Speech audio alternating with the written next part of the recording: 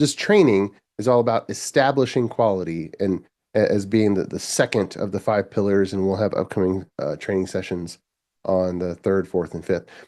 We're going to explore the importance of good software engineering practices and what happens when they're missing. It doesn't matter if we pick the perfect market or the right problem to solve with our software, or if we've designed that software to be super user friendly.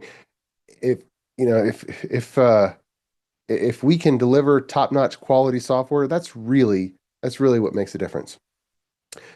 Clear Measure, um, as most of you know, is a full-service software architecture and engineering firm that serves companies using .NET and Azure and other Microsoft technologies. We build mission-critical software, rescue failing projects, always empowering software delivery at our clients with a proven approach. And we just love it when our clients succeed with custom software. And so today we're talking about establishing quality. Here is our agenda. We're going to talk about how defects kill projects. We're going to talk about how to spot the defects before they're actually reported and recorded as a defect. We're going to go through some of W. Edward Deming's research, his chain reaction, and then finally talk about really how to get started and put this into practice. If you have not yet read my book, The Five Pillars: Leadership for Effective Custom Software, I'd encourage you to do so. It's available on Amazon, hardcover, softcover, uh, audiobook through audible.com, as well as ebook on Kindle, and special offer for you coming to the webinar. If you would like a electronic copy of the book, you can follow the link in the chat.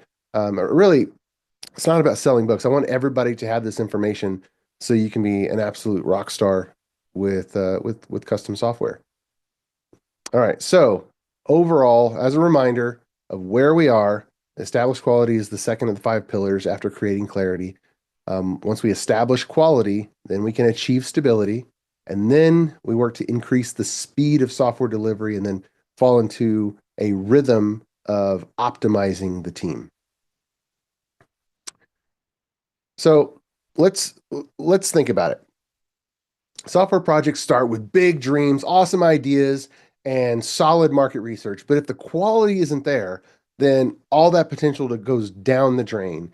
And as we discuss what makes software quality fall short, you might remember times when you've seen these issues before, and then you'll be able to put a name on these problems. Does it seem like your software team is just full of firefighters putting out fires?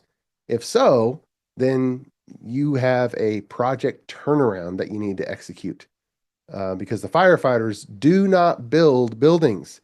They only minimize destruction. Now, it's common, it's very common. Everyone has these experiences, common knowledge that a defect that escapes into production is 100 times more costly to resolve than a defect found close to when it was created. Now, in 1976, Barry Boehm, a distinguished professional software engineer, published a paper in the IEEE journal. It was titled, quote, Software Engineering. And in this paper, he laid out findings for the vast increase in the cost of fixing defects the longer the defect went unnoticed or unfixed. And the experience of several generations of software professionals, really suggests that there's an order of magnitude difference in the cost of a defect when it escapes from one team into another. And if you think about it, a defect that escapes from a programmer's desk is a thief. Now let's go through this diagram. Here we can see these concentric circles. A defect can start in the middle, escape from an individual programmer's desk out into the team, and then the defect might escape from the team to product management and other teams within the company. And then the defect may then escape out into production to the customer. And each of these boundaries will likely be an order of magnitude difference in the cost to find and fix and redeliver a build that resolves the issue. And when a defect is found at a programmer's desk in that center of the circle, really minutes after it's been created, the programmer can fix it really quickly, and it doesn't cost very much at all, very, very minimal effort. But as soon as communication and coordination are involved between the boundaries, then the cost of that defect increases dramatically. Besides the technical work to resolve it, a customer experiencing a defect in production has to report the defect and describe it to whoever is working in customer service for that piece of the software. And then the customer service team must then reproduce and understand the defect enough to determine if it's a user training issue or if it truly is a problem with the software that requires a code or configuration change. And once the customer service team exhausts all available remedies, that the bug severity has to be elevated and escalated to second level support, which is who? The software engineering team. And then they, analyze the problem and determine if it's a configuration or a code issue. And the defect is then assigned to a specific software engineer who, of course, makes the change, fixes the defect. And most of the time, finding out the right thing to do is really the lion's share of the effort. But the communication and transitioning between teams, that's really what takes so much time. And so the result is really an order of magnitude or more difference when the defect crosses these boundaries. There's a researcher named Capers Jones, and he spent much of his career analyzing quality and defects. And his research shows that only 40% of all defects are caused by problems actually in the code itself. The other roughly 60% of these problems are caused in different parts of the software development lifecycle. And his research also finds that 9% of the time we fix a defect, we introduce a new defect. So, isn't that encouraging? But you can see that the software engineering capacity of the project team can easily get filled up in these cases with just fixing problems instead of delivering software features that the company needs to solve the market problem that the company is investing in. We have a solid stream of defects, then the team's capacity is being used on a second stream of work that the first stream of work is creating.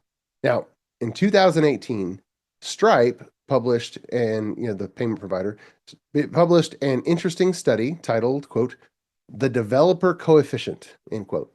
And the study found that the average developer spends at least 17 hours per week dealing with issues rather than building new features.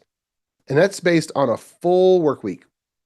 We know that developers are not 100% efficient when we're working on software, and most developers report they spend about 1/3 of their work week in meetings, but we'll leave that for another chapter. But we can quickly see for the 17 hours how that magnitude every week deals a big blow to the productivity of our project team. So software quality, I submit, is the biggest priority for a software engineering team because it preserves the ability of the team to continue actually working on the software. Now, as the number of escaped defects increases when you have a team yielding poor quality, as that number of defects increases that are escaping out to beyond programmers' desks, out the team to production, the percentage of the entire team's capacity to do work on new features decreases. 50 years ago or more, Fred Brooks wrote a book of essays entitled, quote, "The Mythical Man Month." And Mr. Brooks was a software engineer in the late 1950s and 60s on the early IBM OS 360 project. And one of the essays in the book, that was a long time ago, one of the essays in the book is entitled, quote, "The Tar Pit," literally called "The Tar Pit." And the main idea of this analogy is that low quality software is like a tar pit. The more you fight it, the deeper you sink. No one single thing seems that difficult. You might be able to pull 1 foot out of the tar, but you still can't get yourself out of the pit. That happens when high quality is not established or rigorously maintained at a high level. And I'll tell you why this matters. Successful projects have few defects And projects that have very, very few defects are a lot more likely to be successful. All right, let's look at this Kanban board. We encourage defects by a lousy software engineering process, a process that lumps multiple activities into a single named stage. That is going to hide or put a mask over defects and make them hard to discover until we really see their destructive impact on the project and the pain is being felt. For example, if the stages of the software development lifecycle in your project are just sort of, you know, not started, and then you have in development, and then you have a done column, just those three stages, which a lot of tools just populate automatically, then you are not going to be able to notice defects before they've already become costly and been promoted downstream to the product group or out to the customers in production. But by separating out more stages in your process, you give yourself more signals for detecting if defects are being generated in a particular stage. If an item of work goes backwards in your process, if you're just kind of dragging and dropping, cards of work or work items, if an item has to go backwards in your process, you've just discovered a defect. The general software development lifecycle is designed to work in a linear fashion from the beginning to the end, or from left to right on a Kanban style work tracking board. This process assumes that work is complete in every stage and that it's also of high quality in that stage as it moves to the next stage. If an item of work has to move backward in the process to a previous stage, what does it mean? It's because some piece of that work was not finished or functioning as it should.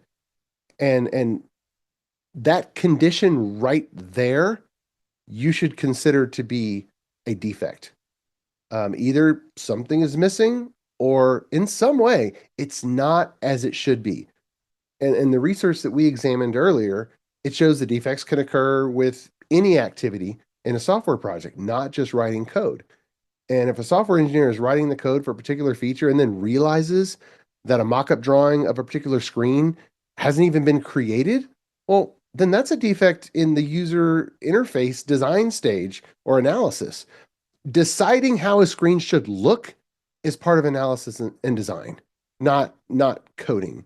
And if the mock-up of whatever form, could be a pencil drawing, if that mock-up is missing and we haven't decided how the screen should even look in the first place, then we have a problem in the part of the process where we should have made that decision. And if we don't stop the line and fix that defect immediately, then the look of the screen is just going to be up to the individual personality and experience of the person who happens to have that item and is writing the code. And inevitably, a downstream party is not going to like some elements of the screen and is going to send it back with a bug report. It's just going to happen. And so now we have the recipe for rework. And it's far too common for this to happen when schedule pressure is on a project. And when is that not the case? So I'm just thinking, when is there not schedule pressure on a project? So that's all the time. There always is. And that's where you, the people in this training, where you come in as an experienced software executive and software leader who's gained hard-fought wisdom in delivering software projects. You know that even with the schedule pressure, allowing those defects or slips in quality to come in, that's going to waste valuable portions of the schedule.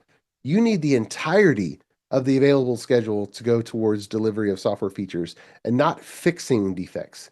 The only way to do this is by preventing almost all defects from escaping an individual's desk, regardless of what column that person happens to be working in.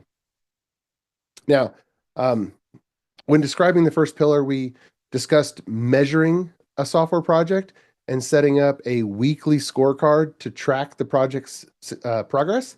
So tracking quality is an essential section of the scorecard that we see here.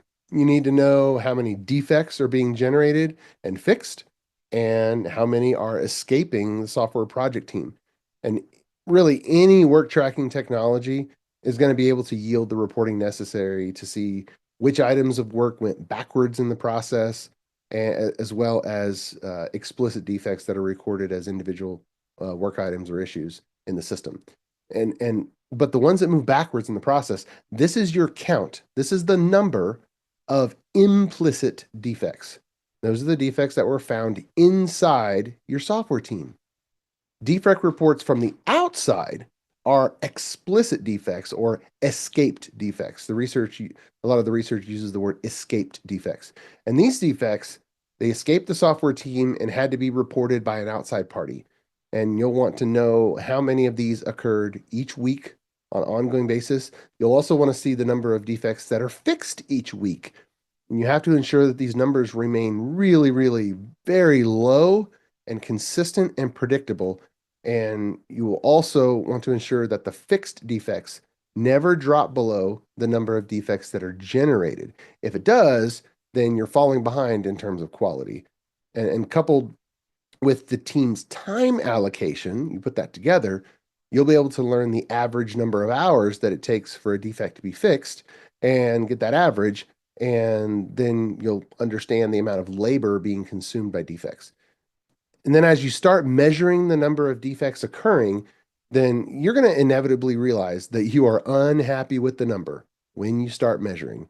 And every time you begin this process and get the measures for the first time, you're going to realize that you want to change the initial thresholds of the metric. And this is normal. And to do this, your software project just needs a quality strategy. This quality strategy comprises the defect prevention and defect detection engineering practices that you employ on the project. Uh, you need to detect when a defect is introduced, and then you need to prevent as many defects as possible in the first place. Mr. Capers Jones has done a great deal of research regarding the effectiveness of available engineering practices over the decades, practices for preventing defects, practices for detecting defects.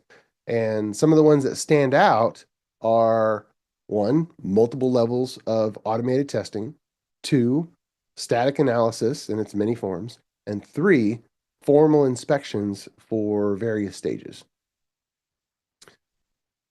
Now, let's move on to some things we learned from Deming. And I'm going to make this bigger. When you don't have good software quality quickly at the beginning of a project or initiative, then that turns into a cycle of defects moving downstream and then rework coming back upstream. The cycle really becomes a vicious cycle when the time spent fixing problems becomes the software team's total capacity. This type of project is literally sinking in the tar pit. It is completely stuck and not progressing forward at all.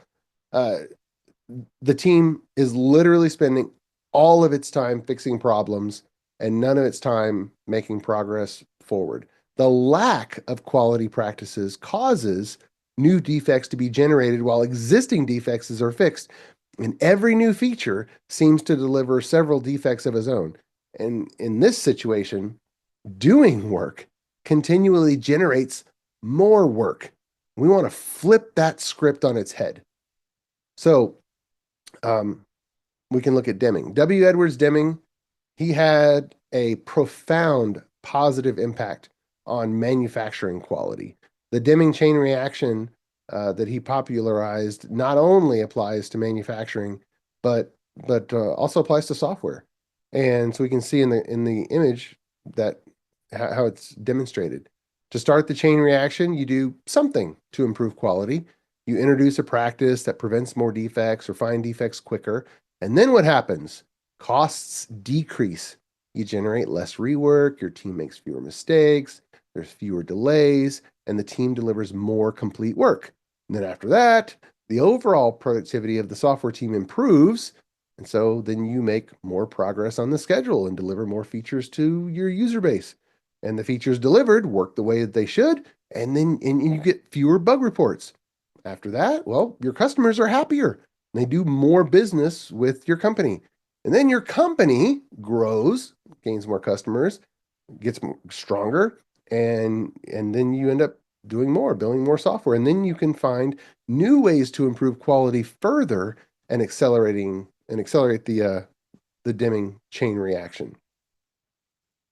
Now, the Deming chain reaction is certainly alive and well in software engineering projects that are well run. And you definitely want to be in this chain reaction, not in the vicious cycle of spiraling into business failure. In any software project, after we have created clarity, the first pillar, so that your team is aligned, our second priority after that is to establish quality and be rigorous about it. Remember, a defect is a thief. If we create thieves and allow them to live, they will rob us out of house and home. They will steal our team's capacity to work on features. They will steal the software team's credibility, and they will steal our organization's investment dollars that should go to the software features that we're working on. We have to eradicate them early and prevent them almost completely. Defects steal from your team. All right, let's move into practices. Now, one of the most basic practices for establishing and maintaining quality is testing. Our industry has long established that manual testing is far too expensive and slow to do the job. Automated testing is more effective and more economical for validating every functional detail and guarding against breakages. And in order to leverage automated testing, we really have to have continuous integration, and we have to have that integration build. The industry has argued long and hard over the best ways to do the testing and what types of testing, but you have to have automated testing, and you need the construct of a build to constantly be running this testing. The structure of a build has really become pretty standard in the last 20 years. The stages of a build they're in this diagram, and the 2006 book called Continuous Integration, it defined the three stages of continuous integration. The first is the commit stage. And in the commit stage, we employ a private build running on an engineer's workstation. And this build confirms that the changes that I just made are stable and ready to be shared with the team. All the previous fast tests, the unit tests and fast integration tests, they're still passing. And then the integration stage, that's the second stage of continuous integration, that uses an integration build, and that uses the same build script as the private build, but also runs more static analysis on a shared build server of some sort. And upon success of the integration build, it also is responsible for packaging the deployable components of the application into a release candidate that's labeled with the component name and the build number. The automated integration build gives your team the foundation for continually running your growing suite of automated tests. Okay.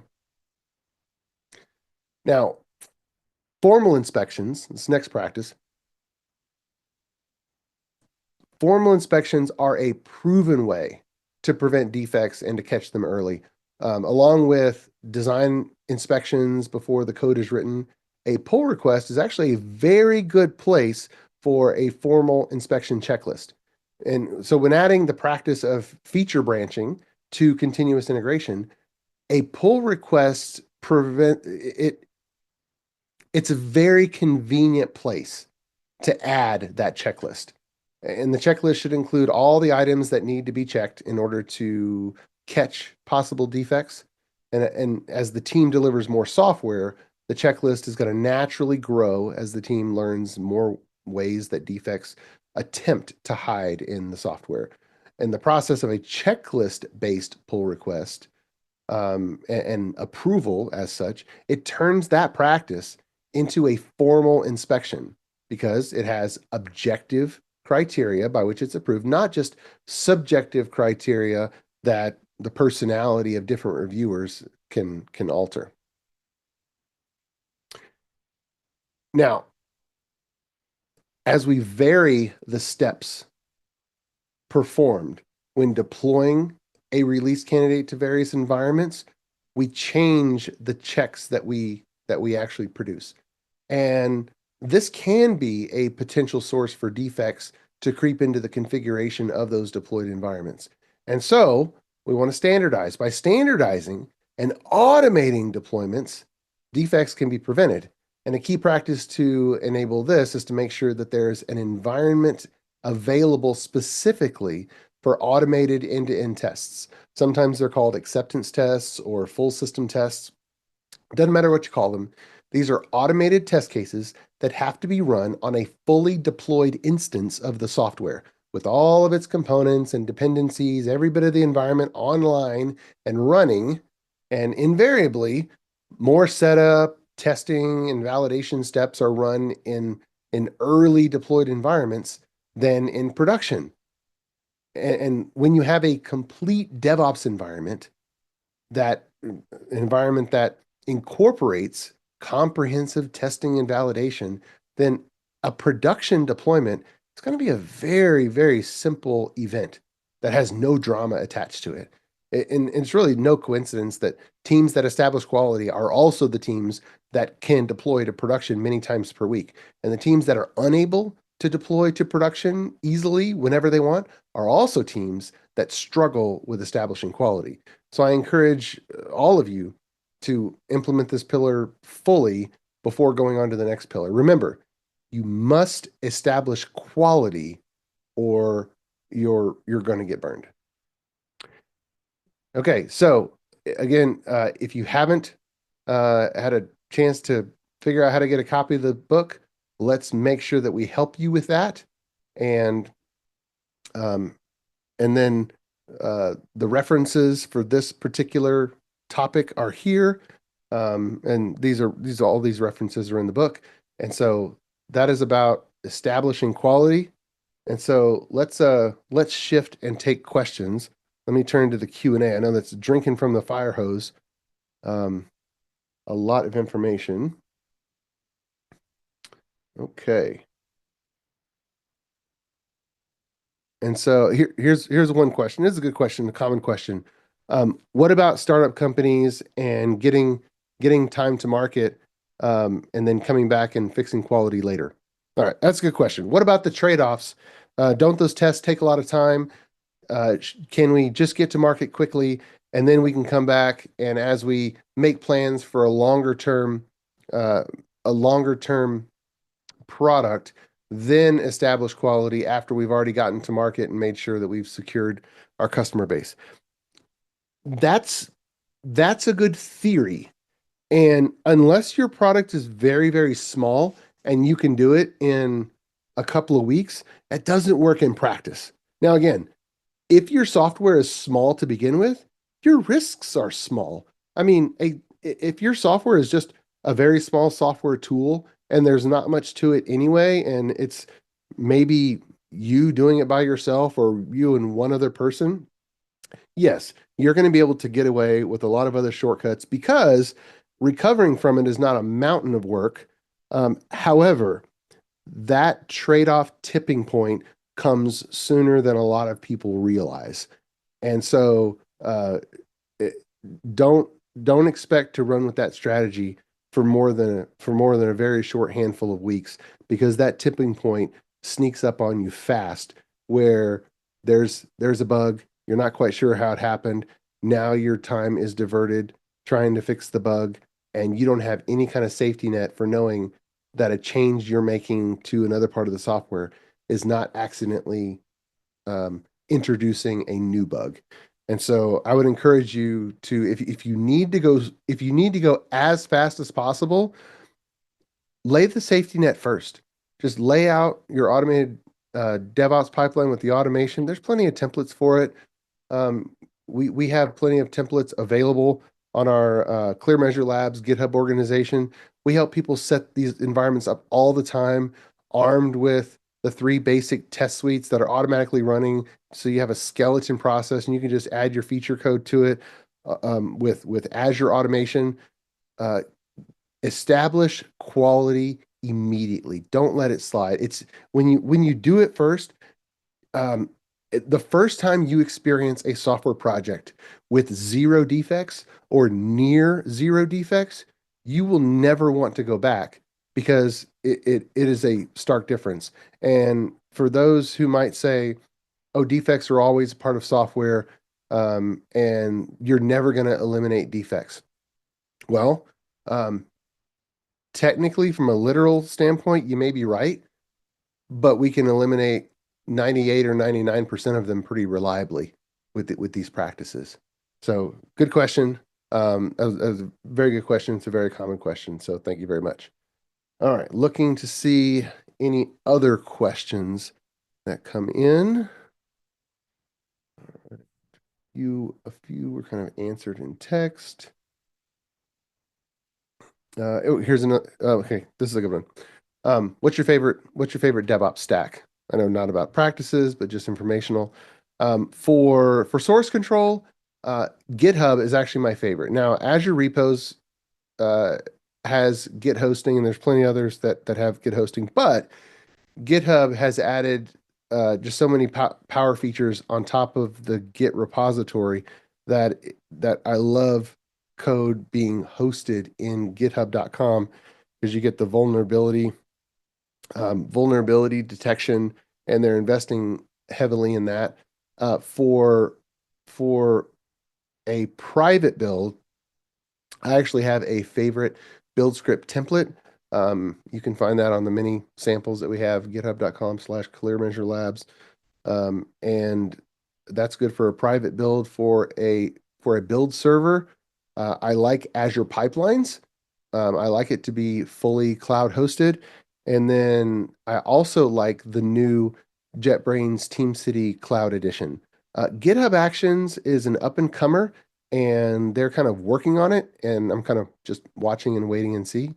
But Azure Azure Pipelines is a good one. Um, Unfortunately, the YAML setup has made configuring the build server unnecessarily complex because there's no designer anymore. They deprecated that. And so for you old timers that remember editing a config file from cruisecontrol.net, the experience is basically just like editing a text file again. But the configuration can be stored in the Git repository, and therefore it's branchable. So you can actually build changes on a feature branch, which is great. For deployments, my favorite, I think best of breed tool is Octopus Deploy. I've never hit a brick wall, or I've never hit a limit to the capabilities of deploying with Octopus Deploy. It was kind of the pioneer for automated build servers, and it's still the best of breed. Azure Pipelines has added some good deployment capabilities, but those capabilities don't have multi-tenancy support, and they after the integration with Azure Pipelines, again the configuration experience is just a text configuration file, whereas Octopus Deploy has a very rich designer, and it also has config as code that stores it in the Git repository. And then for environments, well, my favorite is Azure. I love being able to create resources and destroy them automatically so I can have a deployed test environment. All right, another question here. How do we deal with false defects? That is, a client that's using the software in an incorrect way. It still requires engineering resources to review, troubleshoot, and identify as a false positive. That's a good question. And the question is, how do we limit those, and how do we make it so that it doesn't take the time of the engineering team? So if I go back and put up a previous slide, this one right here. Okay, so we promote some code from the developers workstation to the team and out to the product group and out to the customer. Um, from a strategic perspective, we want to equip the product team or customer service, whoever's doing the end customer support. We want to equip them to detect when it's a user training issue, or when the software is designed to work that way and it's not really a problem. So we want to equip first line support with the ability to know that the software is working like it's supposed to, so that they don't accidentally promote something or escalate something to second level support, which is oftentimes the software engineering team. And so that could be through the knowledge base, but a lot of times it's through the design of the software and enabling features or visibility that the customer support group can see so that they can look a little bit under the covers of the software and see what's going on. Because if the only people who have access to look under the hood at all are the software engineering group, then we're missing out on a big opportunity. For example, if Ford Motor Company, if the mechanical engineers who design an engine at Ford Motor Company don't create an ODB2 connection with error codes or ways to enable mechanics all around the country to check certain things about their engine, then a whole lot of engine problems would get escalated up to Ford. So they do things specifically to enable mechanics to have people who did not create or design that engine to have visibility into possible issues so that they can support the customer. I think the same type of strategy is here. We need to think about what kind of tools and visibility to equip the customer support people with so that they can properly support the customer and ensure that things are as they should be. At the same time, every time a customer expects something to happen and is confused by it and then reports, hey, the software's broken, the software's not working like it should, I think we should also look at our user experience design and ask ourselves if we can change the behavior of the software in some way so that it's more obvious to everybody what it should be doing or confirmation that it did do the right thing. Um, so it's not a technical answer. It's more of a strategy and a leadership answer, but a good issue nonetheless. So thanks for thanks for that question. Oh, one other thing. Um, if that is currently a problem, then I would recommend measuring it and exposing it on the project scorecard so that all of the other leadership at the company could see it and rally around uh, whatever actions that you're going to take in an attempt to reduce the false positives metric. So whatever gets measured gets managed, and that's certainly one. So, all right. Thank you for that question. Um, all right, I think we've gotten through the questions. Fantastic. Very, very good questions. So thank you so much. I appreciate your time. We are going to schedule the next training session on achieving stability in production. That is the third pillar in the five pillars framework. And so we're going to schedule that pretty soon. And we also have an architect forum. If any of you lead software developers in an architect position, go to clearmeasure.com and check that out. And we also have I told you about the free books, electronic copy. You can get that. The poster that the poster that I showed, or the well, those are all in the book, so you'll get that. What am I missing? There's one other thing that I wanted to share. Um, we are toying around with the idea of creating a lead engineer live stream.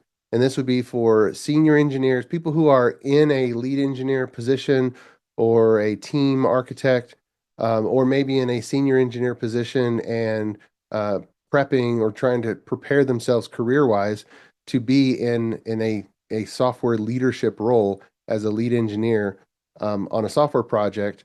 And so if that type of venue, a live stream where I present a topic and then answer questions. And if any of you have software engineers who you're looking for avenues of professional development and would be interested in that type of avenue, I'm looking for feedback because we're in the planning phase for that type of venue.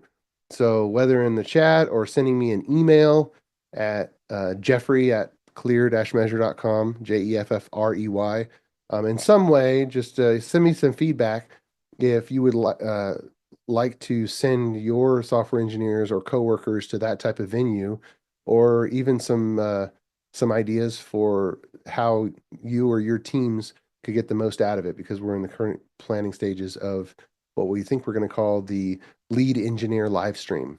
So that's another venue. All right. Well, thank you all for the time. Have a terrific Tuesday and God bless.